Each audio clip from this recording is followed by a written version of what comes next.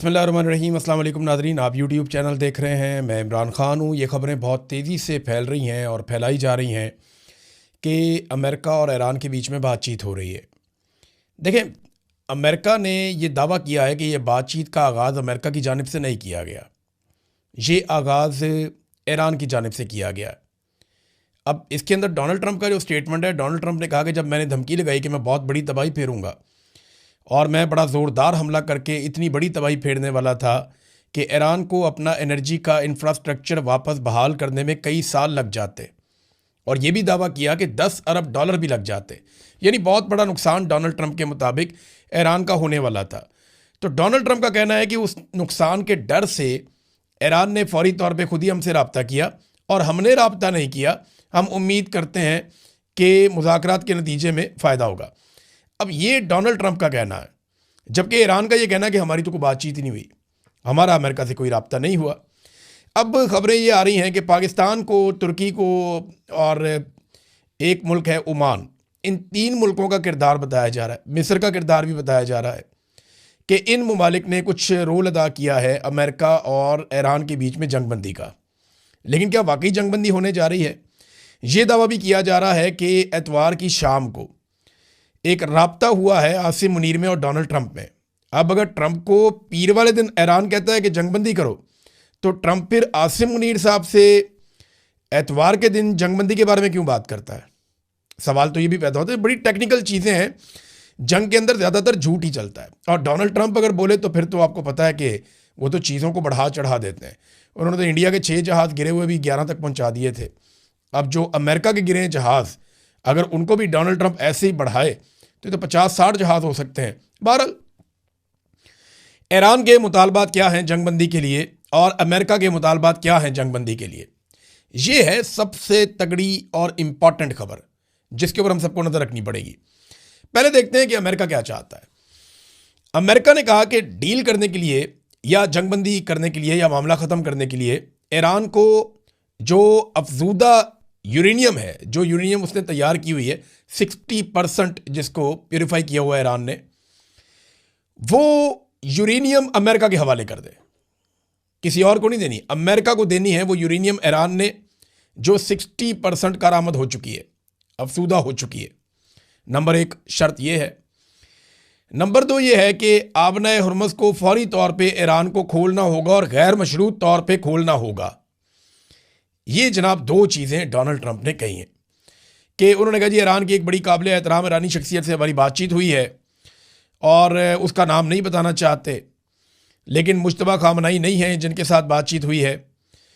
तो इस किस्म की बातें डोनाल्ड ट्रंप ने की हैं। लेकिन अब ये अमेरिका के मुतालबात 2 हैं, मैंने दोनों आपके सामने रख दिए। आबना हुर्मुज़ को फौरी तौर पे खोल दें। नंबर 2, जो यूरेनियम है वो अमेरिका के हवाले कर दी जाए। अब अमेरिका के मुकाबले में ईरान के मुतालबात आप देखिए कि वो क्या है। ईरान के मुतालबात भी बड़े क्लियरली सामने आए हैं। ईरान की जो शराइत है ना, वो पहले दिन से 3 शराइत चली आ रही हैं। अब इसके अंदर इक्का दुक्का चीज़ें और शामिल हो गई। एक तो ईरान ये कहता है कि ईरान को ईरान का हक दिया जाए, वो तजारत करना चाहे तो करने दें, उसके ऊपर जो पाबंदियाँ बिला वजह लगी हुई हैं वो ख़त्म की जाए, तो ईरान को उसको जीने का हक मिलना चाहिए। दूसरा, ईरान ये कहता है कि जो उसका नुकसान हुआ उसका अदाला किया जाए। अब उसका अलग अलग तखमीना लगाया जा रहा है, और कुछ दावे ये हैं कि ईरान 100 अरब डॉलर भी अमेरिका से मांग सकता है उस खसारे के नतीजे में, जो जंग के नतीजे में ईरान को हुआ है, जितना ईरान का नुकसान हुआ है। तो एक और ये है कि आबना हुर्मुज़ पे ईरान चाहता है कि उसका कंट्रोल है तो वो फ़ीस भी वसूल करे, जैसा कि दुनिया के कई पानी के रस्तों के ऊपर ममालिक फ़ीस या टॉल वसूल करते हैं, वैसे ईरान चाहता है कि वो भी यहाँ पे गुजरने वाले बहरी जहाज़ों से फ़ीस वसूल करे। फिर ईरान एक और चीज़ चाहता है कि दोबारा जंग शुरू ना की जाए ईरान के साथ, इसके हवाले से कुछ मजबूत ज़मानतें दी जाएं। और ये भी ईरान चाहता है कि इसराइल जो है वो हिजबुल्लाह के ऊपर हमले भी ख़त्म कर दे, और खलीज में अमरीकी फ़ौजी अड्डों की बंदिश भी उसके मुतालबात में से एक मुतालबा है। और माली मुआवजा तो मैंने आपको पहले बता दिया कि ईरान का मुतालबा। अब देखें ना कितना फ़र्क है। अमेरिका कहता है यूरेनियम दो, आपने हुर्मुज़ खोलो। ईरान कहता है गारंटी दो, आइंदा हमला नहीं करोगे।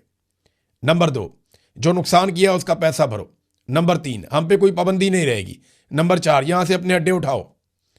नंबर 5, आबना हुर्मुज़ जो पानी रास्ता है उसकी अब हम फ़ीस लेंगे वहाँ से जहाज़ों के गुजरने की। फिर ईरान ये कहता है कि हिजबुल्लाह के ऊपर अटैक ना करें। फिर ईरान जब बैठेगा मुज़ाकरात के अंदर तो फिर तो गज़ा की बात भी होगी ना। गज़ा के हवाले से अगर पूरी दुनिया में किसी मुल्क ने प्रैक्टिकली सबसे ज़्यादा आवाज़ उठाई है, ईरान ने उठाई है। अब गज़ा के अंदर से पहली मरतबा जो हमास है, हमास ने जो स्टेटमेंट दिया पहली मरतबा, वो ईरान के हक़ में दिया। उन्होंने कहा जी हमें उनको खुशी का इजहार किया जो ईरान कर रहा है इसराइल के साथ। तो गज़ा वाले तो उधर खड़े हैं जाके, हमास वाले तो उधर खड़े हैं जाके कि ईरान जो कर रहा है वो ठीक कर रहा है। बहरहाल ये जो जंगबंदी है ना, इसके अंदर चंद सवालात पैदा हो जाते हैं। और सबसे बड़ा सवाल ये पैदा होता है कि नेतन्याहू के पास ये आखिरी मौका है ईरान को तबाह करने का। अगर ईरान एटॉमिक पावर बन गया तो नेतन्याहू फारेगा उसके बाद, और अगर अमेरिका इस लड़ाई से निकल गया तो दोबारा कोई अमेरिकी सदर ये दुर्गत देख के इस लड़ाई के अंदर नहीं आएगा। तो नेतन्याहू ने भी कह दिया है हैरानकुन तौर पे कि डोनाल्ड ट्रंप की बात से मैं इत्तफाक करता हूँ। मिसाल के तौर पे उसका स्टेटमेंट मैं आपके सामने रखता हूँ। वो कहते हैं जी मेरे दोस्त डोनाल्ड ट्रंप से मेरी बात हुई है और सदर ट्रंप का मानना है कि अब एक ऐसा मौका मौजूद है कि हम अजीम कामयाबियों से फ़ायदा उठाएं जो हमने अमरीकी फ़ौज के साथ मिलकर हासिल की हैं, ताकि एक ऐसे मुआहदे के ज़रिए जंग पर अहदाफ हासिल किए जा सके जो हमें हमारे मफादात का तहफ़्फ़ुज़ करे। यानी नेतन्याहू भी अब इस नतीजे पे पहुंचना शुरू हो गया और वो ये कह रहा है जनाब हमने तो बड़ी कामयाब जंग लड़ी है, तो अब हम मुज़ाकरात कर लेते हैं। और डोनाल्ड ट्रंप ठीक कह रहा है, किसी नतीजे पे हम पहुंच जाते हैं, कोई मुआहदा कर लेते हैं। ये दोनों एकदम ये क्यों कहना शुरू हो गए, इसके बारे में बहुत सारे लोगों का ये अंदाज़ा है। जो दिफाई तज्ज़ियाकार हैं वो ये कह रहे हैं कि अमेरिका हारी हुई लड़ाई में से नहीं निकलेगा। अभी तक अमेरिका को कोई फेस सेविंग नहीं मिली, अमेरिका को इस लड़ाई का कोई नतीजा नहीं मिला, बल्कि अमेरिका पूरी दुनिया में एक्सपोज हो गया। इसराइल का दिफाई निज़ाम, अमेरिका का दिफाई निज़ाम पूरी दुनिया के अंदर गंदा हो गया। अमेरिका के जो है वो 1.5 दर्जन के करीब तैयारे गिर गए हैं और लगातार उसे जंग में नुकसान हो रहा है। उसका बैरी जहाज़ जल रहा है पानी के अंदर, उसके इत्तेहादी उसको छोड़ गए हैं, कोई उसकी मदद करने के लिए नहीं आ रहा। डोनाल्ड ट्रंप इमदाद इमदाद चिल्ला रहा है, लेकिन उसके पुराने इत्तेहादी उसकी मदद नहीं कर रहे। ऐसी सूरत हाल में अगर अमेरिका इस जंग से निकल जाता है तो ये तो बड़ी सुबकी वाली बात हो जाएगी, बहुत शर्मिंदगी वाली बात हो जाएगी। तो दो ही रीज़न हो सकते हैं पाकिस्तान को बीच में डालने के। देखिए शहबाज शरीफ को अगर बीच में डाला है या आसिम मुनीर को, तो दो वजह हो सकती है ना। देखें ना, अगर सुपर पावर की सुपर पावरी हमारी मदद तक महदूद रह गई है तो फिर तो सुलह ही कर ले, इससे अच्छा है। यानी हम पाकिस्तान अब दुनिया को बचाएगा, दुनिया की मदद करेगा, अल्लाह करे वो दिन आ जाए, लेकिन इस वक्त तो पाकिस्तान अपने आप को नहीं बचा पा रहा। यानी हम दुनिया की सुलह कराने चले हुए हैं, पाकिस्तान के अंदर जो जंग चल रही है उसमें पाकिस्तान दहशतगर्दी की इतनी खौफनाक लपेट में है, उससे हम नहीं निपट पा रहे। हम दुनिया की हिफाजत कर रहे हैं, अपनी नहीं कर पा रहे। जो आलमी रैंकिंग आई है उसमें दहशतगर्दी में पाकिस्तान दुनिया में नंबर 1 हो गया है। हालांकि हमारे पास है फेवरेट फील्ड मार्शल, किसी और के पास नहीं है, लेकिन हमारी ऐसी दहशतगर्दी में हालत हुई है, दुर्गत बनी है कि पाकिस्तान दुनिया में पहले नंबर पर आ गया है दहशतगर्दी से मुतासिरा ममालिक में। हालत हमारी ये है। तो हम अमेरिका को कैसे बचा सकते हैं? बहरहाल अमेरिका को हम पे ये तो ट्रस्ट है कि ये अपने बंदे हैं, वफादार लोग हैं, जो बात करेंगे ये वो कह देंगे जाके, और हमारे बगैर ये नहीं चलेंगे। अब या तो डोनाल्ड ट्रंप को शटअप कॉल मिल गई है कि लड़ाई से भागो, बंद करो इसको, हम नहीं लड़ सकते, या फिर डोनाल्ड ट्रंप टाइम गेन कर रहा है। देखिए ना, सवाल ये पैदा होता है कि क्या आसिम मुनीर अमेरिका को एक फेस सेविंग लेकर दे सकते हैं? तो जवाब है कैसे। अमेरिका को फेस सेविंग लेकर देंगे तो ईरान के अंदर मामला नहीं बनेगा, ईरान को कुछ लेकर देंगे तो अमेरिका में मामला नहीं बनेगा। तो बीच का रास्ता कैसे निकलेगा, ये है सबसे बड़ा सवाल। वो ईरान है, वो तो जान पे खेल कर लड़ रहे हैं। वो कोई ऐसी कंट्री है, ऐसी नेशन तो नहीं है जो कहेंगे ठीक है हम लात नीचे रख लेते हैं। वो तो कहेंगे लात ऊपर रखनी है अपनी। तो ये किस तरीके से करेंगे? अरबों से भी मशवरा नहीं किया जब अमेरिका ने लड़ाई की थी। क्या ये गारंटी आसिम मुनीर साहब दे सकते हैं ईरान को कि अमेरिका दोबारा अटैक नहीं करेगा?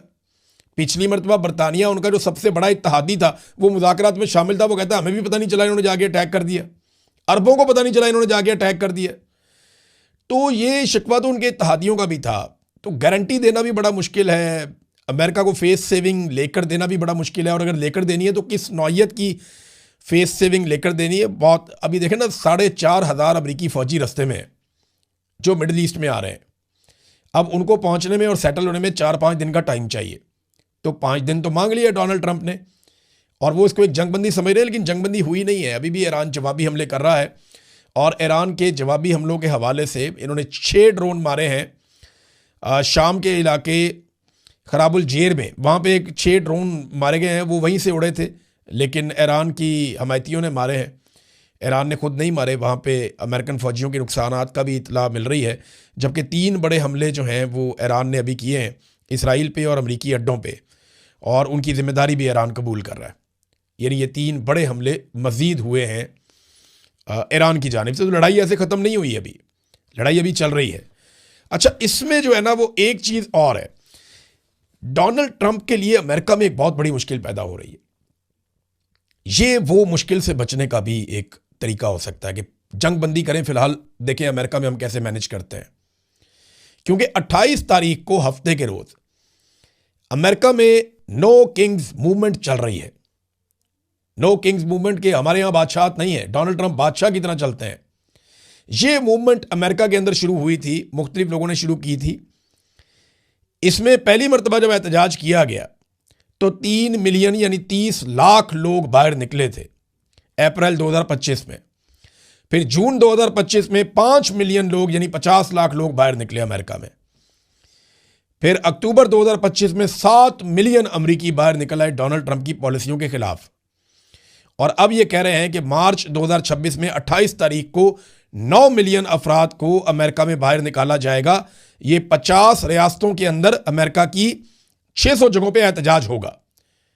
तो नो किंग्स मूवमेंट, इसका एक मैप भी जारी किया है, नो किंग्स मैप, कि ये मूवमेंट जहां जहां चलेगी इस मैप के मुताबिक आप लोग इसके अंदर शिरकत करें। तो अमेरिका के ऊपर, डोनाल्ड ट्रंप के ऊपर इसका बहुत दबाव है। इतने बड़े एहतजाज अमेरिका में किसी सदर के खिलाफ माजी में नहीं हुए जितने बड़े एहतजाज डोनाल्ड ट्रंप के खिलाफ हो रहे हैं। अब इनसे भी डोनाल्ड ट्रंप ने अपने आप को बचाना है, तो इसलिए शायद वो थोड़ा सा मिडिल ईस्ट से तवज्जो हटा के इस तरफ आया और फिर वापस वो लड़ेगा, क्योंकि बगैर फेस सेविंग के मुझे ज़ाती तौर पे ऐसा नहीं लगता। देखिए, मेरा नुक्ता नज़र गलत भी हो सकता है, लेकिन अमेरिका की अगर पूरी तारीख आप देखें तो वो इस हजीमत और इस शर्मिंदगी के साथ नहीं निकलेगा। वो बहुत बड़ा कोई डिजास्टर ही कराएगा अमेरिका। यहां से इस तरह अमेरिका इस लड़ाई से निकलना बहुत मुश्किल है। हालांकि हर दफ़ा एक लड़ाई से बड़े लंबे अरसे के बाद अमेरिका बड़ी मुश्किल से ही निकला। फेस सेविंग किसी ने लेकर ही दी है तो लेकर दी है। पहले भी पाकिस्तान ने इनको अफगानिस्तान से फेस सेविंग लेकर दी थी, और अब क्या पाकिस्तान ईरान से इनको फेस सेविंग लेकर दे सकता है? देखें ना, अरब ममालिक अब तैयारी कर रहे हैं कि हो सकता है वो भी इस लड़ाई का हिस्सा बन जाए। तो अगर वो इस लड़ाई का हिस्सा बन जाते हैं 5 दिन के बाद, तो ट्रंप के लिए तो बड़ा फायदा है इसमें। और इन 5 दिनों के अंदर हो सकता है कोई बहुत बड़ा फॉल्स फ्लैग ऑपरेशन हो जाए। ईरानी ये कहते हैं कि सऊदी अरब में आरामको जो एक ऑयल फील्ड है उसके ऊपर कोई बहुत बड़ा अटैक किया जा सकता है। उन्हें इस बात का खदशा है, जो ईरानी है बार बार कह रहे हैं कि कोई ना कोई फॉल्स फ्लैग ऑपरेशन करके ये सारे हमें मिलके पड़ जाएंगे। लेकिन देखते हैं कि क्या होता है। हमें ना सिचुएशन को साथ साथ आपको रिपोर्ट करना है। हम इसके बारे में प्रिडिक्शन कर नहीं सकते। जंग है ना, कभी पीछे हटना पड़ता है, कभी आगे आना पड़ता है। लेकिन डोनाल्ड ट्रंप ने एक चीज़ सीख ली है। ये अमेरिकन मीडिया में बातें हो रही हैं, वहाँ बहुत सारे लोग ये बात कर रहे हैं कि इन्होंने ये सीख लिया है कि कौन सा बयान देना है तो स्टॉक मार्केट ऊपर जाएगी, कौन सा बयान देना है तो स्टॉक मार्केट नीचे आएगी। ये बड़ी इंटरेस्टिंग सूरत हाल पैदा हो गई है। ट्रंप बयान देता है कि जनाब हम 5 दिन तक कोई अटैक नहीं करेंगे, बिजली घरों पे हमले नहीं करेंगे, तो स्टॉक मार्केट में $2 ट्रिलियन का, 2000 अरब डॉलर का इजाफा हो गया। स्टॉक मार्केट ऊपर चली गई। यानी जिन्होंने भी शेयर्स खरीदे हुए थे वो 2000 अरब डॉलर का मुनाफा कमा गए। लेकिन जैसे ही ईरानी हुकूमत ने कहा कि जनाब कोई हमारे राब्ते नहीं हुए, कोई मुज़ाकरात नहीं हुआ, तो $3 ट्रिलियन मार्केट से निकाल लिए गए। यानी जो $2 ट्रिलियन ऊपर गया था वो $3 ट्रिलियन मार्केट से निकाल लिया गया। ईरान की क्रेडिबिलिटी ऐसे लगता है कि डोनाल्ड ट्रंप या अमेरिका से ज़्यादा है। लेकिन सवाल यह पैदा होता है कि ये स्टॉक मार्केट के उतार चढ़ाव में इस जंग के दौरान पैसा कौन बना रहा है ना बड़ा खेल। तो डोनाल्ड ट्रंप को और उनके दोस्तों को कम से कम ये बात तो समझ आ गई है कि कौन सा स्टेटमेंट देना है तो स्टॉक मार्केट ऊपर जाएगी, उस वक्त शेयर्स आप बेच दें। कौन सा स्टेटमेंट देना है तो स्टॉक मार्केट नीचे जाएगी, उस वक्त आप शेयर्स खरीद लें। ये इस किस्म की बातें जो हैं बहुत सारे लोग जो इकोनॉमी को समझते हैं वो लोग कर रहे हैं। मैं कोई ज़्यादा इसका एक्सपर्ट नहीं हूं, लेकिन ऐसी ही बातें हम सुन रहे हैं। नाज़रीन, डोनाल्ड ट्रंप की कुर्बत से पाकिस्तान को क्या मिला? एक बड़ा सवाल यह है। बहुत सारे लोग पाकिस्तान में बगले में जाते हैं कि ट्रंप पाकिस्तान की बात करता है, फेवरेट फील्ड मार्शल कहता है। क्या मिला? ये तो सिर्फ चंद लोगों की मौजें लगी हुई है कि उनके इक़्तिदार को तूल मिल गया। पाकिस्तान को क्या मिला? कोई सरमायाकारी आई? नहीं। कोई पाकिस्तान के कर्जे उतर गए? नहीं। कोई पाकिस्तान में दहशतगर्दी खत्म हो गई? नहीं। कोई पाकिस्तान में अमन सुकून आ गया? नहीं। कोई पाकिस्तान में इस्तेहकाम आ गया? नहीं। कोई बैरून मुल्क से बहुत सारा पाकिस्तान में मालो दौलत आ गया? नहीं। क्या बाहर से बहुत सारे सयाह पाकिस्तान में आ गए? नहीं। और पाकिस्तान को कोई टके का फ़ायदा भी तो हो। इसका फ़ायदा तो फील्ड मार्शल को और उनके चंद लोगों को है जो ज़बरदस्ती आकर इक़्तिदार में बैठे हुए। फील्ड मार्शल ने क्या किया? उन्होंने अपना फील्ड मार्शल का ओहदा ले लिया, ताहयात इस्तिस्ना ले लिया और 5 साल की एक्सटेंशन ले ली। फ़ायदा ही फ़ायदा। शहबाज शरीफ बग़ैर हुकूमत के इक़्तिदार में आगे बैठ गया, बग़ैर अवामी वोटों के आगे इक़्तिदार में बैठ गया और चौड़े होकर अपनी हुकूमत गुजार रहा है और अपने मुखालिफ इमरान खान को इन सब ने मिलकर जेल में डाला हुआ। फ़ायदा तो इन चंद लोगों को, पाकिस्तान को तो कोई फ़ायदा ही नहीं है। ना हमारी गुर्बत कम हुई, ना हमारी महंगाई कम हुई, ना हमारी बेरोज़गारी कम हुई, ना हमारी मईशत बेहतर हुई, ना हमें दुनिया को कर्जे दे रही है, ना दुनिया कोई हमारी इमदाद कर रही है, ना हमारे मामलात बेहतर हो रहे हैं। कुछ भी बेहतर नहीं हो रहा। तो हमें सरमायाकारी भी नहीं आ रही। तो हमें, और बल्कि अमेरिका ने इंडिया पे पाबंदी नहीं लगाई, हमारे लोगों के वीज़ा पे पाबंदी लगा दी। हमें तो फ़ायदा नहीं हुआ। इंडिया को इजाज़त दी कि आप रशिया से सस्ता तेल ले लें, हमें नहीं देते। यानी फ़ायदे तो इंडिया को हो रहे हैं, हमें फ़ायदे नहीं हो रहे। लेकिन हमारे चंद लोगों, देखिए ना, अमेरिकन को यह समझ आ गई है कि इनके चंद लोगों को राज़ी रखो, उनको इक़्तिदार में रखो, इनसे जो मर्जी काम करवाओ। इंडिया को आपको बड़ा बेनिफिट देना पड़ेगा अगर उनके साथ आपने ताल्लुक़ चलाना है। तो ये मिलिट्री एस्टेब्लिशमेंट की हरकतों की वजह से ना हमारी फ़ौज भी बदनाम होती है। ये देखें ना, ये एक वीडियो मैं देख रहा था अस्तोर में, ये छोटी सी वीडियो दिखा भी देते हैं आपको, एक क्लिप थोड़ा सा। अस्तोर में पाक फ़ौज के हक़ में एक शानदार रैली निकली है। इसमें जनाब 2 थानों की पुलिस है, साथ कोई सिक्योरिटी के लोग हैं, दूसरे सादा कपड़ों में कुछ सरकारी मुलाजिम भी हैं और चंद सहाफ़ी भी हैं।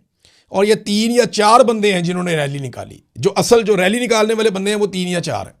यानी अगर 3 और 4 बंदों ने रैली निकालनी है पाक फ़ौज के हक़ में, ये हालात पहुंच गए हैं, तो पाकिस्तान की मिलिट्री एस्टेब्लिशमेंट को बैठ के सोचना पड़ेगा कि इतनी कुर्बानियां देने के बावजूद ये फ़ौज के साथ उन्होंने किया क्या, कितनी बड़ी ज़्यादती की फ़ौज के साथ। और ये सब सियासत में गैर ज़रूरी मुदाखलत की वजह से, वो काम करने की वजह से जो इनके करने का नहीं था। भाई इनके करने का काम था दहशतगर्दी ख़त्म कर दे, पाकिस्तान को दुनिया में नंबर 1 बना दिया दहशतगर्दी में इन्होंने। जो काम करने वाला था वो किया नहीं, और जिस काम में हाथ डाला उसमें पाकिस्तान को डुबो दिया। मईशत में हाथ डाला, SIFC का सफ़ेद हाथी बनाया, तबाही फेर दी, कोई चीज़ ठीक नहीं की। और हालात ये हैं इस वक्त नाज़रीन, जो मैं अब आपको बता रहा हूँ कि पाकिस्तान में लुटमार कैसे हो रही है। फैसल मस्जिद इस्लामाबाद, ये मैं इस्लामाबाद के सहाफ़ियों को कह रहा हूँ, ज़रा थोड़ा सा ना आप जाके इंक्वायरी करें। इस्लामाबाद के जो मेरे दोस्त हैं सहाफ़ी, मैं उन्हें मौका दे रहा हूँ कि वो जाके इसके ऊपर इंक्वायरी कर लें, वरना चंद दिनों के अंदर मैं ये सारी खबर देने वाला हूँ। फैसल मस्जिद के पास E7 में डॉक्टर अब्दुल कदीर खान साहब, जो मोहसिन पाकिस्तान है, जिन्होंने एटम बम बनाया था, उनके ज़ेरे इस्तेमाल एक सरकारी घर रहा है। अच्छा बड़ा घर है, खूबसूरत। इस घर का किराया भी अब ना 15-20 लाख रुपया महीना किराया होगा इसका, शायद इससे भी ज़्यादा हो। बड़ा ज़बरदस्त घर है। वो घर इस वक्त रेनोवेट किया जा रहा है, धड़ाधड़ उसके अंदर सजावट हो रही है, कीमती सामान जा रहा है, और किसी ख़ास शख्सियत के लिए उस घर को रेनोवेट किया जा रहा है। वो जो ख़ास बड़ी शख्सियत है ना, वो रोज़ाना की बुनियाद पे जाके वहाँ पे अक्सर वहाँ जाके विज़िट करके देखती भी है कि मेरा घर कैसा बनाया जा रहा है। तो बहरहाल ये आप चेक कर लें। और एक और चीज़ भी देख लें कि F6 में आईनी अदालत के जजों को करोड़ों रुपए के प्लॉट बांटे जा रहे हैं। इनसे काम क्या लेना है आप सारे अच्छी तरह जानते हैं। इनसे यही काम लेना है ना, नाइंसाफ़ी करवानी है, जो इन्होंने की है पहले भी। किसी की नशिस्तें किसी को दे दी, मिलिट्री कोर्ट्स के अंदर वो कहा दें सजाएं आप लोगों को, तो ये इस तरह ज़्यादती है ना ये। फिर एक बहुत बड़ा जज है नादरीन, बहुत बड़ा जज है पाकिस्तान का, आप समझ जाएंगे कौन है। उस जज का बेटा इस्लामाबाद में और अपने कबीले के बीच में, वो अक्सर जगहों पे जहाँ बैठता है और बैठ के उसका बेटा ये कहता है कि मेरे बाप ने कबीले की रवायात को उड़ा दिया है, हमारी नाक कटवा दी है, मेरा बाप ने कंप्रोमाइज़ किया है, ये बहुत बड़ी ज़्यादती है। वो बेटा है अपने बाप के बारे में, और बाप कितना बड़ा जज है, कितने बड़े जज के बेटे ने उसके बारे में हर जगह बैठ के वो ये बातें कर रहा है, अंदाज़ा करें आप। एक और जज है, वो भी बहुत बड़ा जज है, जनूबी पंजाब से उसका ताल्लुक है, आपको आइडिया हो जाएगा। तो ये जो जज है ना, ये बहुत बड़ी अदालत में बैठता है। इसके 2 भाई हैं, वो हर महफिल के अंदर जाके क्या कहते हैं कि हमारा जी ऐलान ला ताल्लुक ही है इस बंदे के साथ, ये बंदे ने तो सानू जलील करवा देता है, ना इंसाफ़ी की थी, बड़ी ज़्यादती की थी, हमारे से कोई ताल्लुक नहीं है। ये जजेस अपने घरों में अकेले हो रहे हैं, इनको पहचाने आप। जो लोग इंसाफ दे सकते हैं उन्होंने इंसाफ नहीं दिया। मैं चंद जजेस के बारे में मुझे बड़ा शिकवा है, यानी पाकिस्तान के जो चीफ जस्टिस हैं उनसे शिकवा है कि वो इंसाफ दे सकते थे या अफरीदी साहब, उन्होंने नहीं दिया। अमीनुद्दीन खान साहब हैं, आलिया नीलम साहबा हैं, सरफराज ठोकर साहब हैं इस्लामाबाद हाई कोर्ट के चीफ जस्टिस, या आमिर फारूक साहब हैं। ये तमाम जजेज अगर चाहते तो इंसाफ फराम करते, लेकिन पाकिस्तान की अदलिया का वो हाल कर दिया कि दुनिया की खराब तरीन अदलिया में से एक पाकिस्तान की अदलिया है, और ये इन्होंने मिलजुल कर किया। एक और चीज़ नाज़रीन, मैं थोड़ा पेट्रोल के बारे में बात करूंगा लेकिन टाइम काफ़ी हो गया। नेक्स्ट वीलॉग में मैं आपको बताऊंगा कि पेट्रोल के मामले में पाकिस्तान पे क्या वारदात डाली जा रही है। लेकिन एक चीज़ शाबाश देनी है खैबर पख्तूनख्वा की हुकूमत को कि 10 घंटों में उन्होंने 11 लाख पौधे लगाए। ये काम मेरे दिल के बड़ा करीब है। मैं जानता हूं ये पाकिस्तान का बहुत बड़ा इशू है, आप सबको भी इस पे काम करना चाहिए। 11 लाख पौधा अगर खैबर पख्तूनख्वा में लगा है तो 22 लाख 25 लाख पौधा पंजाब में लगना चाहिए एक दिन के अंदर। ये मुकाबला है जो करना चाहिए। उसने 10 घंटों के अंदर 11 लाख पौधे लगाए हैं और दूसरी तरफ 10 मिनटों के अंदर 11 अरब का जहाज ले लिया। यह है तरजीहात में फ़र्क। अब तक के लिए इतने, अपना ख्याल रखिएगा, अपने इस चैनल का भी। अल्लाह हाफ़िज़।